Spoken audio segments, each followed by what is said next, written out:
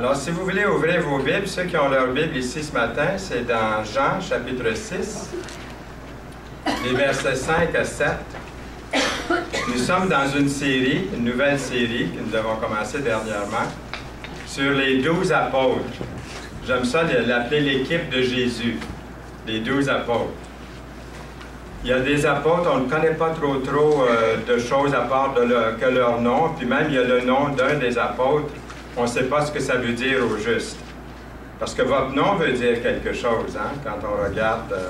C'est curieux que je fasse l'étude là-dessus, puis quelqu'un de l'Ontario m'a envoyé un livre épais comme ça sur les noms de la Bible, un peu plus complet que ce que j'avais déjà. Donc, c'est très intéressant comment le Seigneur dirige dans tout ça. Donc, nous sommes rendus à Philippe. Déjà, on a vu les 12 apôtres brièvement. On a vu Pierre la dernière fois. Et ce matin, c'est Philippe. Philippe, face à l'omnipotence de Dieu. Savez-vous ce que j'ai trouvé? Je vous le dis un petit peu d'avance. Philippe, c'est un vrai détective. Son caractère, c'est un fouineur. Il veut savoir tout. Il pose des questions. Il va jusqu'au fond des choses. Connaissez-vous des gens comme ça? Hein, qui ont un passé détective et puis hein, ils sont très, très perfectionnistes, tout ça. Bien, Philippe, il est comme ça. Et le symbole, on a le texte que vous avez devant vous maintenant. Puis le symbole de Philippe, fallait s'y attendre, c'est quoi? Un panier. Pourquoi un panier? C'est que Philippe, en raison de son rôle dans l'alimentation, nourrit une foule, 5000 personnes. Donc, on a associé le panier, c'est pas le panier Kentucky là, ou d'autres, mais c'est le panier de l'équipe des 12, le Seigneur qui a fait ce grand miracle. Mais revenons au début de l'histoire. Philippe s'apprête à faire la connaissance de Jésus, à le rencontrer. Il a été appelé par Jésus lui-même, et lui, ensuite, Philippe, une fois qu'il a été appelé par Jésus, a conduit quelqu'un d'autre au Seigneur Jésus-Christ, Nathanaël. Est-ce que vous faites des fois la même chose aussi? Le Seigneur vous a sauvé, le Seigneur vous a ouvert les yeux à sa parole, vous avez laissé entrer le Seigneur dans votre vie, et puis ensuite, qu'est-ce que vous faites? Vous en parlez à d'autres. C'est ce qu'il a fait tout de suite. C'est un des fruits de l'esprit du chrétien, de témoigner, de dire à quelqu'un d'autre. Nous sommes des mendiants qui avons trouvé du pain, le pain de vie. Nous allons trouver d'autres mendiants pour leur dire où est-ce qu'est le pain de vie. Et alors Philippe a conduit Nathanaël à Jésus. On va lire le texte dans un autre passage, un petit peu avant, dans Jean 1, et je vais le mettre ici à l'écran. Le lendemain, Jésus voulut se rendre en Galilée et il rencontra Philippe. Il lui dit, « Suis-moi. » Philippe était de Bethsaïda, de la ville d'André et de Pierre.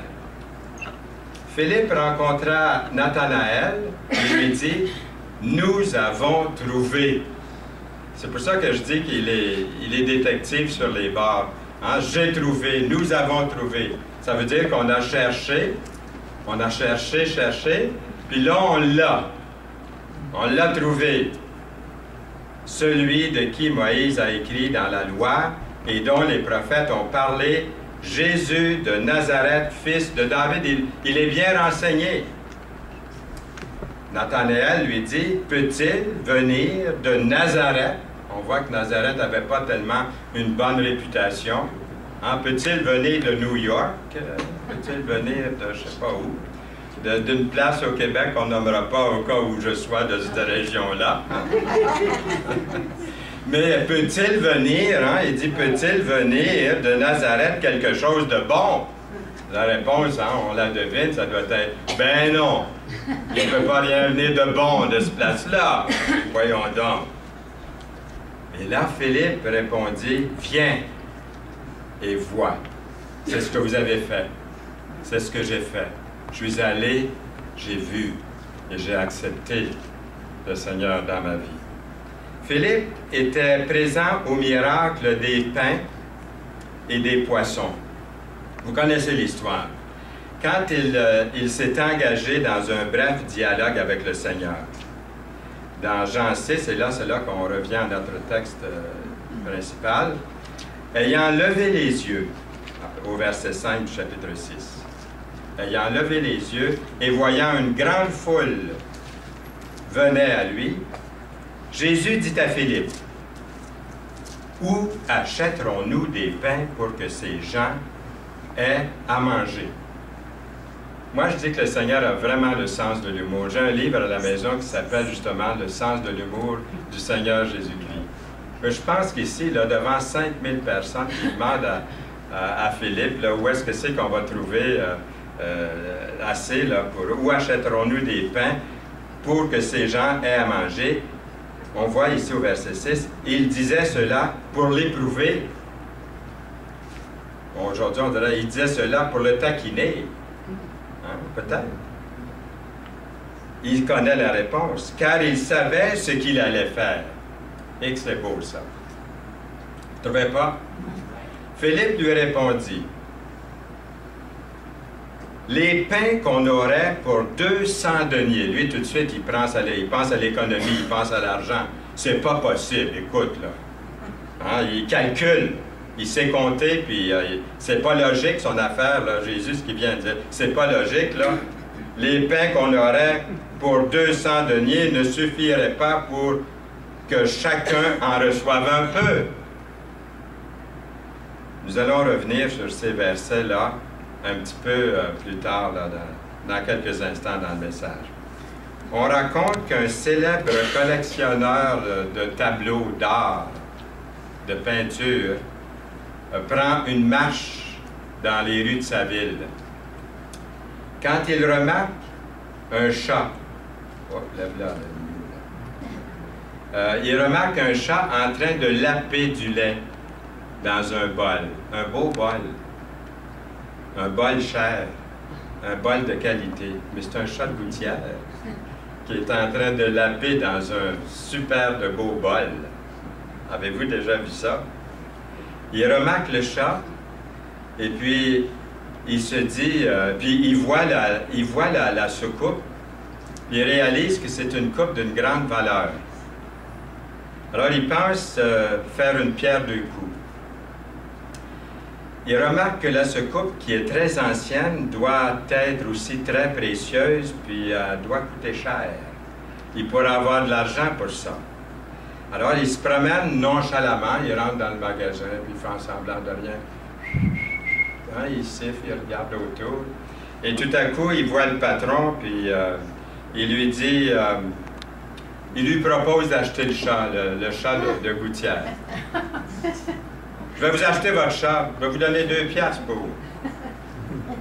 La réponse du propriétaire du magasin, c'est « Je suis désolé, il n'y en est pas question. Je vends pas le chat. » Il dit « Oui, mais c'est juste un chat de gouttière, tu sais, en passant comme ça. » Il dit « Il n'est pas à vendre. » Le collectionneur dit « S'il vous plaît, j'ai besoin d'un chat affamé autour de la maison, parce que nous avons des souris. Et puis, il va attraper les souris. Et je vais vous donner 20 piastres. 20 $ pour le chat. Le propriétaire répond, vendu. Vendu. Alors, le collectionneur, il rajoute, s'il vous plaît, pour les 20 $, je me demande si vous ne pourriez pas aussi inclure le prix de cette vieille soucoupe dans laquelle le chat est en train de boire. Le chat est habitué de boire son lait là-dedans, et ça me sauverait d'avoir à acheter un plat, une soucoupe. Le propriétaire répond, il n'en est pas question. Désolé, mais c'est ma soucoupe qui me porte chance. Et jusqu'ici, cette semaine, j'ai vendu 68 chats.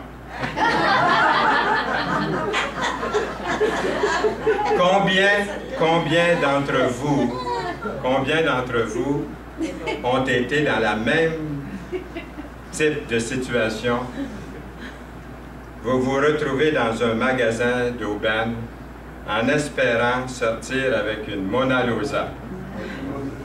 Pourtant, vous êtes dans un magasin bien. Vous êtes chez Walmart, je ne sais pas où. Là. Et beaucoup de personnes sont à la recherche de la perle rare.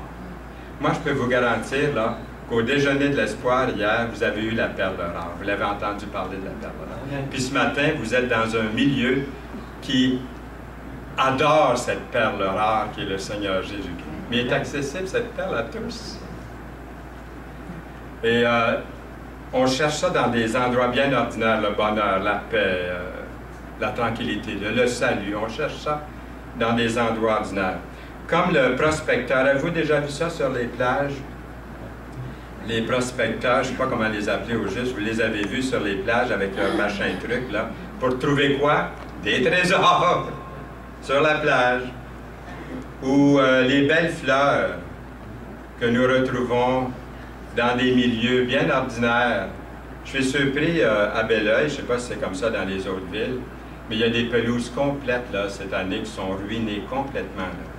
La pelouse du voisin, là, c'est complètement ruiné. Il n'y a rien, là. Ils ont tous les verres blancs, là, puis les moufettes la nuit, ont tout viré. La pelouse à l'envers, c'est de la terre, là. Chez nous, ça a été épargné. Je dis rien, là, parce que, tu sais... mais la cour en arrière, complètement ruinée. Là où le chien court, puis il rentre avec les pattes sales, puis il saute après moi. Il gâtait mes pantalons ce matin. Donc, les belles fleurs qui poussent dans des endroits, malgré ça, je vois dans la cour, dans des petits coins, des belles petites fleurs qui poussent, des fleurs sauvages, dans des endroits bien, bien ordinaires. Le contour d'argent autour des nuages, ça n'a pas de prix. Hein? C'est bien commun, c'est ordinaire, c'est des nuages, mais c'est beau. L'homme parfait de vos rêves, ou la femme parfaite de vos rêves. Le travail parfait pour vous, ou la secoupe pour chat antique inestimable, pour seulement 20 $. Dans un monde de recherche d'aubaine et de recherche de l'appel rare, il y a un Dieu omnipotent, tout-puissant, souverain. Et Philippe est mentionné comme l'un des apôtres. Dans les listes de Matthieu, Marc, Luc, nous retrouvons Philippe, il est mentionné là. Dans les actes aussi. Puis en dehors de cette liste-là que je viens de mentionner, il est mentionné aussi dans Jean, dans le Nouveau Testament. Donc le nom de Philippe, ça veut dire quoi? Ça veut dire amateur de chevaux. Philippe avait un nom grec, on peut dire un nom ordinaire. Il y a beaucoup de gens aujourd'hui qui s'appellent Philippe, je ne sais pas s'il y en a ici ce matin, un nom ordinaire qui est utilisé dans le 1er siècle. Le nom de Philippe décrit le penchant que Philippe devait avoir, parce que son nom veut dire amateur de chevaux. Philippe, il devait avoir un penchant, ou il devait être comme une personne qui a un penchant pour les chiens, les chats, les chevaux, les animaux domestiques. On dirait que quelqu'un qui a un animal domestique, il y a un ajout à sa personnalité. Des fois, je me dis, quelqu'un qui aime un animal domestique ou qui en possède un, me semble qu'il y a un côté un petit peu plus humain. C'est un jugement personnel, là. Parce qu'il y en a qui n'aiment pas tellement les minous, les chiens, et tout ça. Mais on voit que les chiens peuvent être très, très utiles, hein, aussi le cheval. Le chat, je ne sais pas comment est-ce qu'il est utile, lui, par exemple. C'était pas, disons, mon choix. Mais qu'est-ce qu'on retire de ce passage-là? On retire que Philippe était un homme bien ordinaire. Amateur de chevaux, un homme, il répond à un Dieu, par exemple, qui est extraordinaire. Vous êtes une personne ordinaire, peut-être, vous vous considérez, mais vous avez répondu à un Dieu incroyablement extraordinaire, magnifique. Mais regardons la situation en face pendant un instant. Philippe rencontre Jésus, le Fils de Dieu. Philippe rencontre Jésus, le Fils de Dieu. Et au verset 45 du chapitre 1 de Jean, nous avons trouvé, comme un vrai détective, comme je vous ai tantôt, celui de qui Moïse a écrit dans la loi et dans les prophètes, dont les prophètes ont parlé, Jésus de Nazareth, fils de David. Ça nous indique au moins une couple de choses concernant Philippe. il était instruit dans les choses de l'Ancien Testament, puis il va sans dire très impressionné par Jésus. J'aimerais vous demander, êtes-vous personnellement impressionné par le Jésus de la Bible? Possédez-vous encore l'émerveillement de connaître le Dieu de l'univers? Ou est-ce que votre relation avec Dieu est devenue banale? Ça ne vous excite plus? Ça ne vous impressionne plus? Moi, j'essaie au cours de ma vie chrétienne d'être impressionné à tous les jours. Et ça se produit quand je lis la parole de Dieu, un texte, se nourrir spirituellement. Je suis émerveillé à ce moment-là, de voir qu'après 65 ans ou 66 ans de vie chrétienne, que je découvre des choses nouvelles, que j'avais lues 100 fois avant. Est-ce que c'est pas ça pour vous aussi, quand vous lisez la parole? Connaître ce Dieu, ce grand Dieu de l'univers. Quelqu'un est allé jusqu'à comparer sa relation avec Dieu avec celle de son pasteur. Pas une bonne chose à faire, hein? Il a dit, Dieu est un peu comme mon pasteur. Il dit, je ne l'ai pas vu, mon pasteur, tout au long de la semaine. Puis il dit, quand il parle le dimanche dans son message, je ne comprends rien de ce qu'il dit. Il dit, Dieu, pour moi, il dit, c'est comme ça. Aucun humain, pas même le pasteur, doit être comparé à Dieu ou sur le même niveau que Dieu. Un pasteur a choisi un couple de personnes âgées pour lire le récit que vous avez vu ici à l'écran du buisson ardent. Vous connaissez l'histoire du buisson ardent dans l'Ancien Testament. Il demande au mari, il dit, vous allez faire la voix de Dieu, vous, monsieur, dans la petite pièce de théâtre qu'il faisait devant l'église. Puis il dit à la madame, vous là, il dit, vous allez faire la voix de Moïse. N'oubliez pas, madame, vous faites la voix de Moïse, puis votre mari fait la voix de Dieu. Compris. Alors tout allait bien. Ils commencent leur pièce, jusqu'à ce qu'ils arrivent à un verset où l'épouse s'est trompée et a lu un verset où c'est Dieu qui parle. Le pasteur lui coupe la parole, il lui dit spontanément, « Attendez, attendez une minute, madame, là, vous n'êtes pas Dieu. » Sans perdre un instant, son mari réplique, « C'est ce que j'ai essayé de lui dire depuis 40 ans. » Personne ne peut se comparer à Dieu. Nul n'est semblable à toi.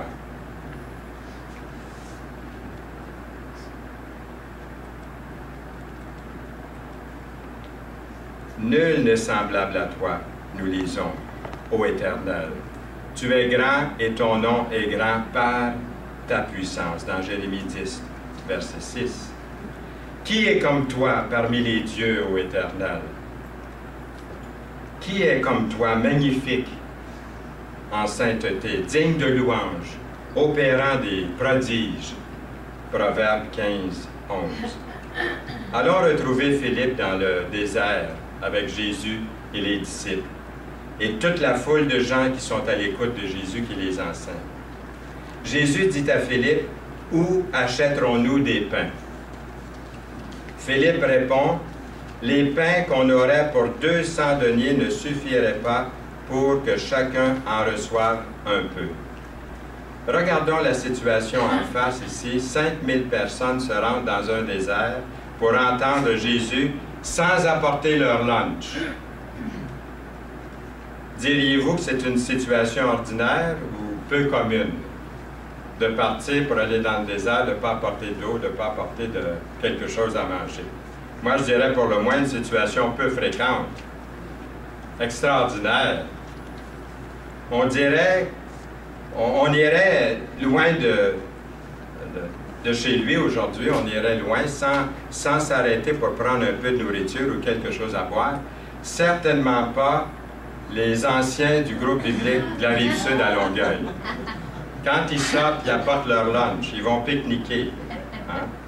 Alors, nous, on apporte la nourriture, en tout cas avec nous, les anciens ici, les aînés. Dieu va dans le plus ordinaire des situations de notre vie et fait de ces conditions-là quelque chose d'exceptionnel. Par exemple, Dieu nous appelle saint dans l'Écriture. Une autre traduction de ce mot pourrait être « Dieu nous appelle hors du commun ». Saint ou hors du commun. C'est ce que ça veut dire, saint. Pendant que Philippe essaie de calculer, hein, il a peut-être sorti sa petite calculette. Non, il n'y avait pas de calculatrice, en effet, dans ce temps-là. Et puis là, il était en train de calculer là, comment est-ce que ça va coûter. Jésus devait le regarder avec un petit sourire, me semble. Il est en train de calculer combien ça va coûter, tout ça, là. Pendant que Philippe il calcule combien de jours de travail que ça va prendre pour nourrir ces milliers de personnes, Dieu a déjà tout réglé. Il vient de réaliser un miracle. Trop souvent, nous supposons que Dieu est lié par des méthodes traditionnelles, nos méthodes à nous. On voit Dieu puis on calcule. Puis là, si c'est pas logique, on ne sait pas logique. C'est là qu'on manque de foi. On voit Dieu comme quelqu'un d'ordinaire, comme quelqu'un, un homme très intelligent, mais on le voit comme un humain. Il calcule comme un humain. Donc, on met Dieu à notre niveau, sans le vouloir, là. Dieu n'est pas lié par des méthodes traditionnelles pour régler les affaires. Nous oublions que Dieu est exceptionnel dans tout ce qu'il fait, dans tous ses plans. Nul n'est comme toi parmi les dieux, Seigneur, et rien ne ressemble à tes œuvres. Psaume 86, 8. À qui voulez-vous comparer Dieu? Et quelle image ferez-vous son égal? Ésaïe 40, verset 18. À qui me comparerez-vous pour que je lui ressemble? Dit le Saint dans Ésaïe 40, verset 25. Nos pensées sur Dieu. Imaginez-vous nos pensées, mes pensées, moi, sur Dieu.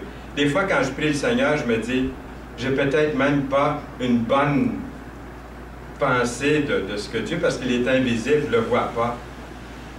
Autrefois, je le voyais comme un vieillard assis sur un nuage, mais c'est pas ça. Comment l'imaginer? Le réformateur Luther avait dit à Érasme, je ne sais pas si vous connaissez Érasme et Luther, il lui avait dit, le réformateur Luther, à ce théologien catholique du 16e siècle, Érasme, « Vos pensées de Dieu sont trop humaines. » Et quelqu'un d'autre a renchéri en disant, « C'est là que la plupart d'entre nous nous égarons. Nos pensées de Dieu ne sont pas suffisantes. Nous ne parvenons pas à compter avec la réalité de sa sagesse infinie, de sa puissance. » C'est comme si Dieu nous disait, « Correction, attention, apprenez à connaître toute la majesté de votre incomparable Dieu et Sauveur. » L'autre question, c'est la mauvaise idée que nous avons de nous-mêmes, la mauvaise idée que j'ai de moi-même devant Dieu. Dieu ne nous a pas abandonnés, pas plus qu'il a abandonné Jacob. Est-ce que ça vous est arrivé des fois de penser « Dieu m'a abandonné, Dieu ne m'a pas entendu ». Je me rappelle quelques semaines avant que notre Nicole décède, j'étais avec elle dans la chambre d'hôpital et puis je lui posais des questions, puis même je pense que ça a été enregistré à un moment donné, elle en parle dans la petite vidéo qu'on a fait. Elle a dit « Non, Dieu ne m'a pas abandonné. » Elle a dit « Je peux dire franchement, je ne pense pas que Dieu m'ait abandonné. » J'étais tellement heureux d'entendre ça, surtout qu'elle savait qu'elle allait mourir. Mais elle dit, non, Dieu ne m'a pas abandonné. Elle dit, quand je prie, je ne dis pas, non, Seigneur, es-tu là, là? Non, le Seigneur, il est là. C'est son plan. Elle avait comme accepté de mourir à l'âge de 24 ans. Le Seigneur n'abandonne jamais quelqu'un en qui il a mis son amour. Est-ce que Dieu a mis son amour en vous? Le voulez-vous son amour en vous? C'est là la question. Moi, j'ai voulu l'amour de Dieu, l'amour de Jésus en moi. J'ai dit, Seigneur, deviens mon sauveur, mon Seigneur. C'est comme ça pour chaque personne qui veut être sauvée, qui veut avoir la vie éternelle, c'est aussi simple que ça. Je n'ai pas fait de chemin de croix pour monter l'oratoire Saint-Joseph à genoux ou aller. J'habitais à Trois-Rivières, tout près du Cap de la Madeleine.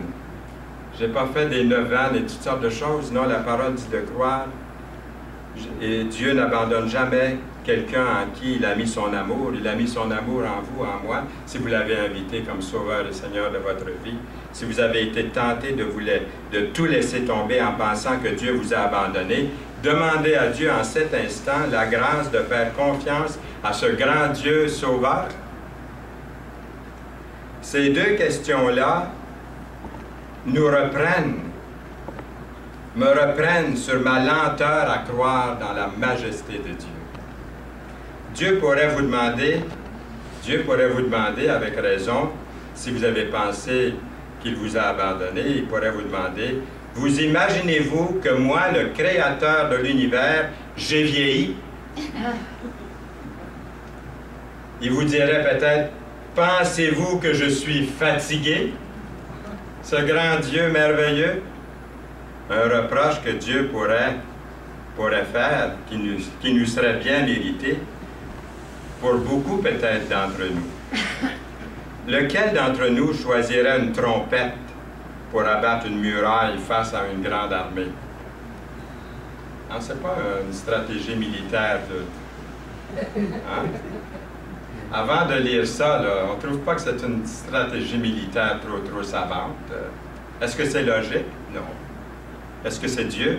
Oui. Dites-le oui fort, oui. Lequel d'entre nous choisirait un grand poisson pour raisonner un prophète de Dieu? Lequel d'entre nous choisirait de parler à travers un buisson ardent au lieu d'un système de son comme nous avons ici ce matin? Une âne à la place d'un premier ministre. Peut-être que ça irait mieux, hein? Sûrement ça irait mieux, hein? Si c'est Dieu qui l'a fait parler. Lequel d'entre nous donnerait son fils bien-aimé, son fils unique, pour sauver des criminels, des menteurs, des voleurs, des pécheurs comme vous, des pécheurs comme moi?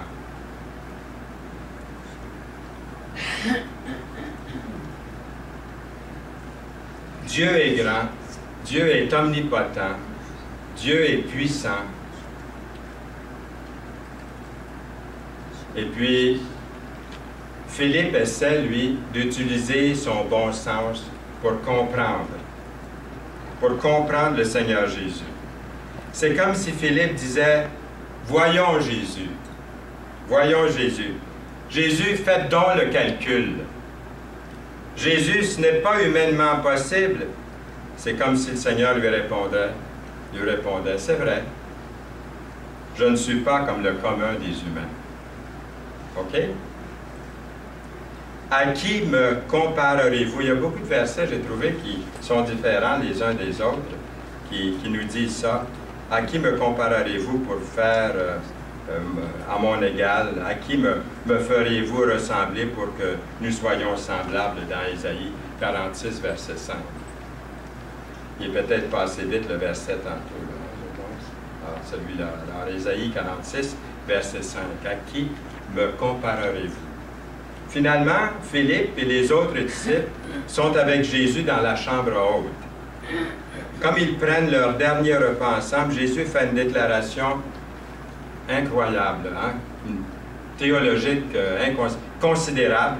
Jésus lui dit, « Je suis le chemin, la vérité et la vie. Nul ne vient au Père que par moi. » C'est pas vrai que tous les chemins mènent à Rome, hein? Il y a un seul chemin qui nous mène à Dieu. Plusieurs chemins nous amènent à Jésus. Une multitude de chemins nous amènent à Jésus, mais il y en a un seul qui nous amène à Dieu. Et c'est qui? Jésus qui a dit, « Je suis le chemin. » Vous ne pouvez pas passer par un autre. Êtes-vous passé par Jésus pour aller à Dieu? Vous avez pris le bon chemin.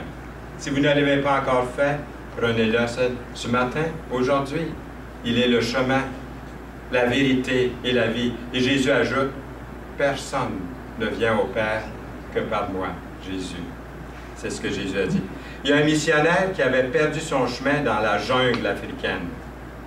Il ne pouvait plus trouver aucun point de repère, le sentier avait complètement disparu. Tout à coup, il voit une petite cabane, et puis il demande à l'indigène qui est là, dans cette cabane, s'il pouvait lui montrer le bon chemin pour arriver à sa destination. L'indigène hoche la tête, il lui fait signe « Suis-moi ». Alors, le missionnaire se met à le suivre dans la brousse épaisse pendant plus d'1 heure. Pas de sentier, rien, ils s'en vont là-dedans, là. Les branches qui lui frappent dans le visage, et puis ils sont graffillés partout, puis ils continuent à marcher. Ils traversent au travers de longues herbes, de toutes sortes de broussailles. Le missionnaire, devenu inquiet, et puis impatient, lui dit « Êtes-vous sûr que c'est le bon chemin? » Alors, l'Africain sourit.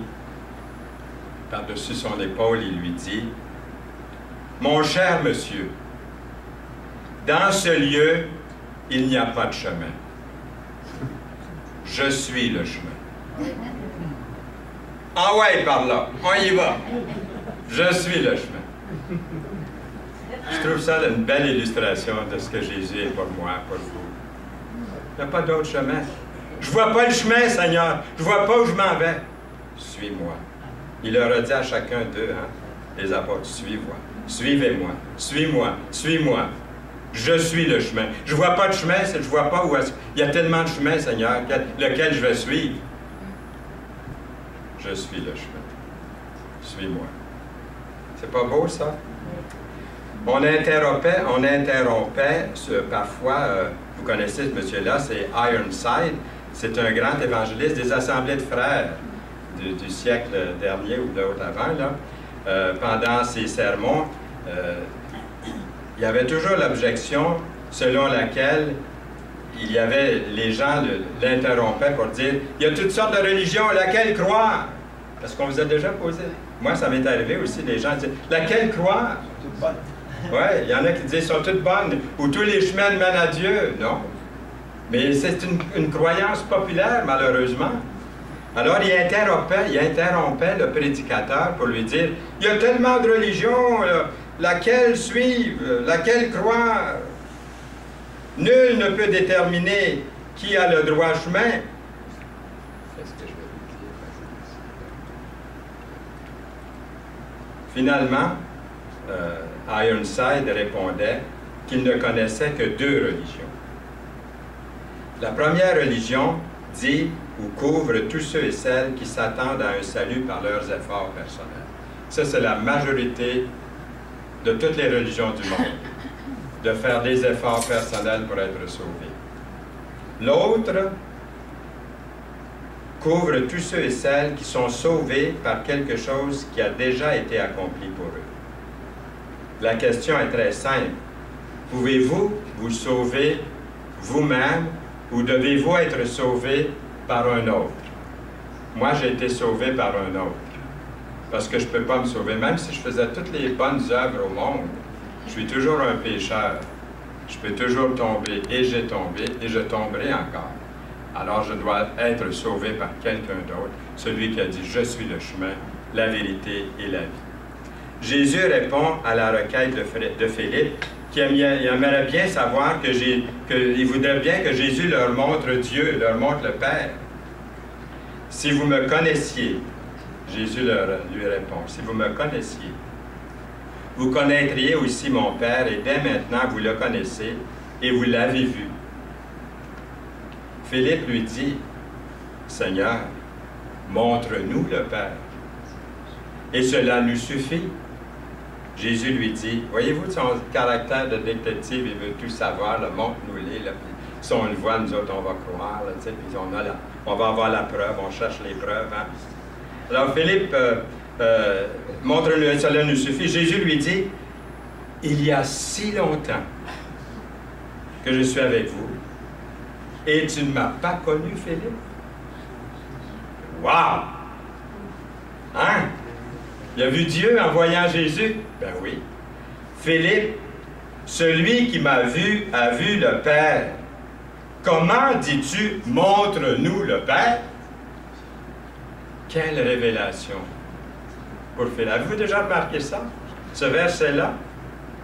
Philippe, après 3 ans avec Jésus-Christ, est toujours à se demander qui est vraiment Jésus.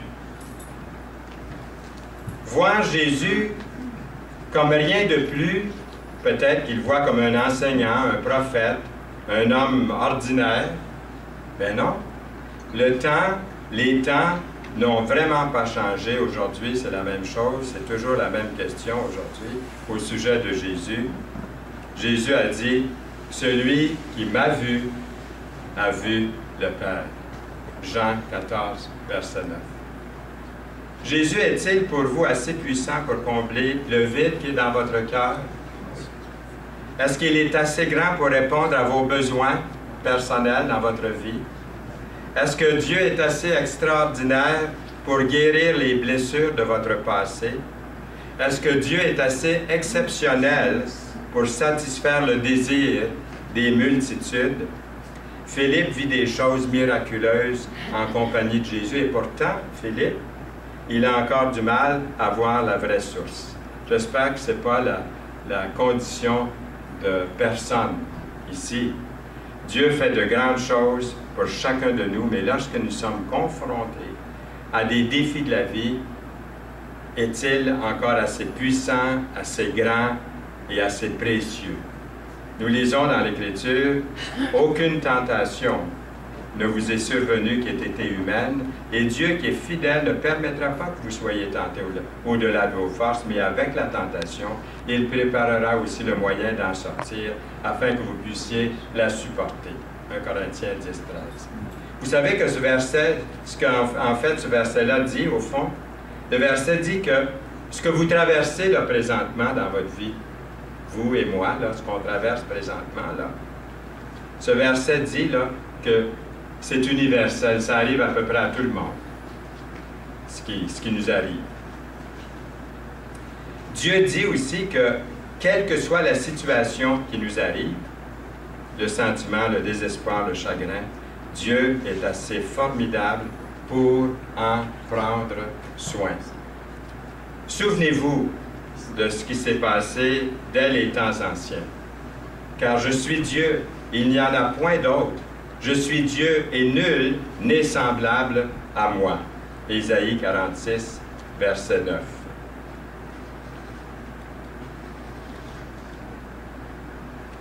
Car mes pensées ne sont pas vos pensées, nous lisons. Et vos voix ne sont pas mes voix, dit l'Éternel. Autant les cieux sont élevés au-dessus de la terre, autant mes voix sont élevées au-dessus de vos voix et mes pensées au-dessus de vos pensées. Ésaïe 55, 8 et 9. Pour connaître Jésus. Philippe s'est donné la peine. Est-ce qu'il l'a trouvé? Amen et Amen. Amen. Amen. Amen. Seigneur, merci pour ta parole.